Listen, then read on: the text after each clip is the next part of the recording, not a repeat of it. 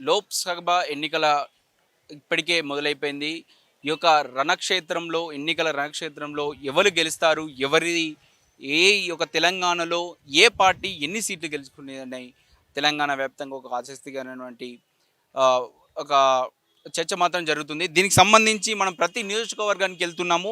ప్రతి నియోజకవర్గానికెళ్ళి అక్కడ ఎవరు గెలిచే అవకాశం ఉంది? ఏ పార్టీ గెలిచే అవకాశం ఉంది? క్యాండిడేట్ బలం ఎంతుంది? పార్టీ బలం ఎంతుంది?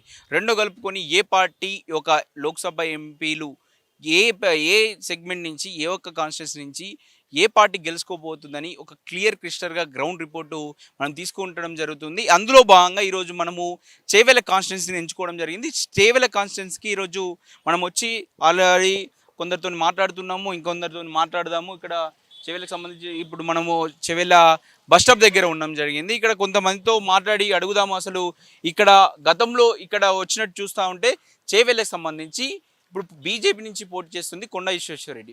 గతంలో బీఆర్ఎస్ నుంచి అప్పట్లో గతంలో ఉన్నటువంటి టీఆర్ఎస్ పార్టీ నుంచి ఎంపీగా ఇక్కడి నుంచి గెలిచి ఇక్కడి నుంచి లోక్సభకి వెళ్ళడం జరిగింది. తర్వాత అనేక కారణాల వల్ల అతను కాంగ్రెస్ పార్టీలో చేరడం, కాంగ్రెస్ పార్టీ నుంచి మళ్ళీ పోటీ చేయడం, మళ్ళీ ఓటమి పాలు కావడం. తర్వాత 2019 లోక్సభ ఎలక్షన్లో మాత్రం రంజిత్ రెడ్డి బీఆర్ఎస్ పార్టీ నుంచి అంటే టీఆర్ఎస్ పార్టీ నుంచి అప్పట్లో గెలవడం జరిగింది. ఇప్పుడు ఆయన కూడా ఇక్కడి నుంచి మళ్ళీ ఒకసారి రంజిత్ రెడ్డికి టికెట్ ఇస్తా అన్నప్పటికీ కూడా బీఆర్ఎస్ పార్టీ కానీ నాకు వద్దు నేను పోటీ చేయనని చెప్పేసి ఇక్కడ ఉన్నటువంటి కాంగ్రెస్ స్థానికంగా అధికారంలో ఉన్నటువంటి కాంగ్రెస్ పార్టీలో చేరడం జరిగింది. ఇవన్నీ ఒక ఎత్తు అయితే కాసాని జ్ఞానేశ్వర్ అతనికి బీఆర్ఎస్ పార్టీ తరఫున ఒక బీసీ నేతగా ముదిరాజ్ బిడ్డగా అతనికి మేము టికెట్ ఇచ్చాము గెలిపించుకుంటామని చెప్పేసి అటు కేటీఆర్ అటు కేసీఆర్ చెప్తున్నటువంటి పరిస్థితి. ఇలాంటి తరుణంలో ఇలాంటి అన్ని సమీకరణాలు చూసుకుంటా ఉంటే ఇక్కడ ఎవరికి ఎంత బలం ఉంది? మోడీ అక్కడ బీజేపీ మాత్రం సెంట్రల్ స్థాయిలో ఒక మోడీ మయానితతోని బలంగా కనిపిస్తూ ఉంది. ఇక్కడ కాంగ్రెస్ కొంచెం వీక్గా ఉన్నప్పటికీ ఇక్కడ మరి ఇక్కడ మోడీ మానియా ప్లస్ కొండా విశ్వేశ్వరరెడ్డి గతంలో చేసిన పనులు కావచ్చు, ఇప్పుడు అతనికి ఉన్నటువంటి స్థానికుడు ఒక చెప్పొచ్చు ఒక మృదు స్వభావి ఒక ఒక మంచి మంచి వ్యక్తిగా మాత్రం ఇక్కడ పేరు మాత్రం కొండా విశ్వేశ్వరరెడ్డికి ఉంది. అటు ఇక్కడ స్థానికుడు కాదు రంజిత్ రెడ్డి, స్థానికుడే కాదు అని చెప్పేసి అటు బీజేపీ నేతలు బీఆర్ఎస్ నేతలు వ్యాఖ్యలు చేస్తున్నప్పటికీ కాకపోతే అతనికి సంబంధించిన బిజినెస్ అవన్నీ ఇక్కడికి రంజిత్ రెడ్డి ఉన్నాయని చెప్పేసి వాళ్ళు చెప్తూ ఉన్నారు. మరి చూద్దాం ఇక్కడ ఒకరిని వాళ్ళ గ్రౌండ్ రిపోర్ట్ ఒక్కొక్కరిని అడిగి తెలుసుకుందాం. ఇక్కడ ఎవరు గెలిచే అవకాశం ఉంది, ఎవరికి ఎంత ఛాన్సెస్ ఉంది, ఎవరు కొండా విశ్వేశ్వరరెడ్డి గెలుస్తారా లేకపోతే రంజిత్ రెడ్డి గెలుస్తారా, కాసాని జ్ఞానేశ్వర్ గెలుస్తారా? ఈ 3 పార్టీల ప్రధాన పార్టీలో ఎవరు గెలిచే అవకాశం? ప్రధానంగానైతే ఇక్కడ పోటీ మాత్రం కాంగ్రెస్ పార్టీ బీజేపీ పార్టీకి అని మనము చెప్పవచ్చు. ఒకసారి మాట్లాడదాం వాళ్ళతోటి. నమస్తే అన్న. నమస్కారం.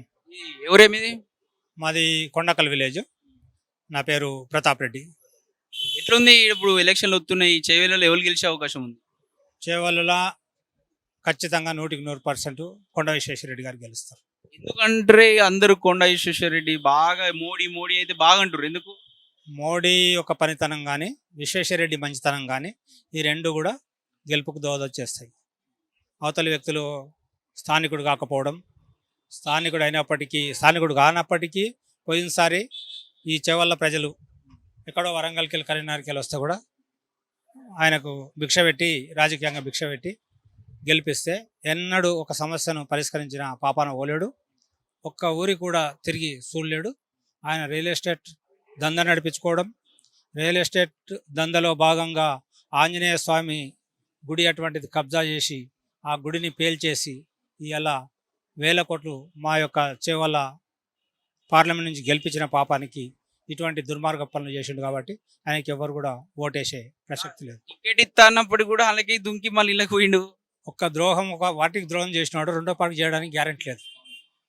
ఎక్కడి అతి గతి లేని ఈ ఏరియాకి సంబంధం లేని వ్యక్తిని తీసుకొచ్చి పాపం ఆ కారు గుర్తు మీద వాళ్ళు టికెట్ ఇచ్చి గెలిపిస్తే 5 ఏళ్ళు దాన్ని అనుభవించి 1000 కోట్లు సంపాదించి అదే గుర్తు మేము మళ్ళీ ఒకసారి పోటీ చేయమంటని చెప్పి బీఫామ్ ఇస్తామని చెప్పితే కూడా విశ్వాసఘాతుకానికి పాల్పడి ఎలాంటి విశ్వాసం లేకుండా ఈ పార్టీ ఎలా డౌన్ అయిందనో అందుంటే గెలవనను దాన్ని అంతా కూడా పాడు చేసుకొని ఏ పార్టీ అయితే అధికారంలో ఉంటుందో, ఏ పార్టీలోకి పోతే నా ఆస్తులను కాపాడుకోనికే సేఫ్టీ ఉంటుందో ఆ పార్టీలో పోయి మళ్ళీ ఇలా బీఫామ్ తీసుకొని ఏం ముఖం పెట్టుకొని ఓట్ల ముందటికి వస్తాడు, ఏ ముఖం పెట్టుకొని ఓట్లు అడుగుతాడని చెప్పి ప్రజలందరూ కూడా అదే క్వశ్చన్ చేస్తున్నారు.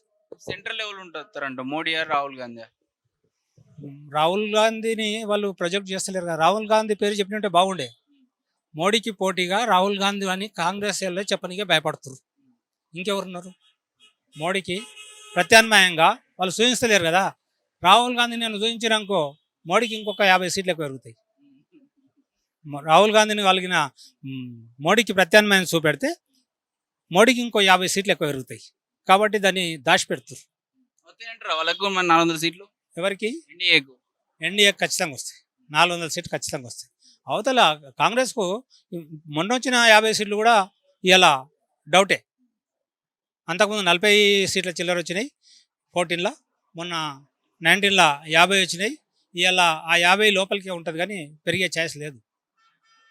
నీకు ఆయనకు ఆయన 50 సీట్లు వచ్చినాడు, 6 స్టేట్లలో వాళ్ళు అధికారంలో ఉన్నారు.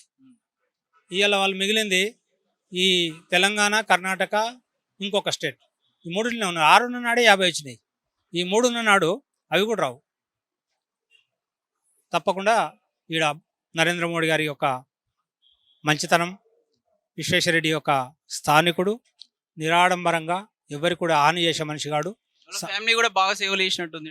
సేవలు చేసింది కాబట్టి ఈ రంగారెడ్డి జిల్లాకు, రంగారెడ్డి వాళ్ళ తాత విశ్వేశ్వరరెడ్డి గారి తాత వాళ్ళకు ఆ మొదటి నుంచి కూడా స్వాతంత్ర ఉద్యమం నుంచి తర్వాత హైదరాబాద్ స్టేట్లో ఆయన చేసిన సేవలకు గుర్తింపుగా ఈ జిల్లాకు హైదరాబాద్ నుంచి ఈ జిల్లాను సపరేట్ చేసి రంగారెడ్డి పేరు మీద ఈ జిల్లాను ఏర్పాటు చేయడం జరిగింది 1978లో. మీరు చెప్పండి అన్న, ఏమంటారు? ఎట్లుంది? ఎవరు వెళ్తారు ఇక్కడ చెవెళ్ళ? విశ్వేశ్వరరెడ్డి తెలుసు. కేటీఆర్ బాగా మాట్లాడుతూ మీలాంటి యువకుల్ని ఉద్దేశించి జై శ్రీరామ్ అంటే కడుపు నిండుతుందా, బాగా జై శ్రీరామ్ అనుకుంటే బీజేపీ చుట్టూ తిరుగుతురు, కడుపు నింపుతారా మీకు అని చెప్పేసి మాట్లాడుతున్నాం. ఏమంటారు? కరెక్టే, ఆ మాట చెప్పిన వాస్తవమే. జై తెలంగాణ, జై టీఆర్ఎస్ అంటే కడుపు నిండదు కదా, ఎవరి పని వాళ్ళు చేసుకోవడమే కదా. ఇక్కడ బీజేపీ అంటే ఆనందం వస్తుంది, టీఆర్ఎస్ అంటే ఆనందం వస్తలేదు. కాబట్టి పువ్వు గురించి వాళ్ళు ఎవరైనా చెప్పినా గిట్ట పువ్వు గుర్తు గెలుస్తుంది. మోడీ గారికి నాయకత్వం వహిస్తున్నారు.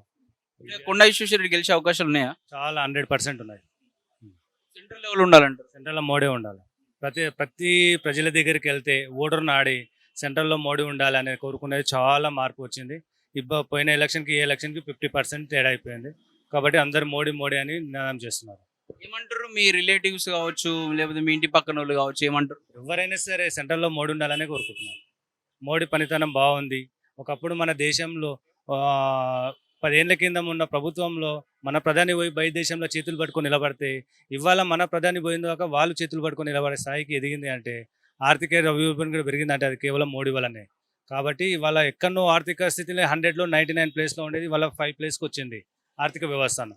దానికి ఇప్పుడు 3 తీసుకొస్తా అంటున్నాడు మోడీ. కాబట్టి ఆయనకు జై కొట్టాల్సిందే, అందరికీ ఓటేసి గెలిపించాల్సిందే.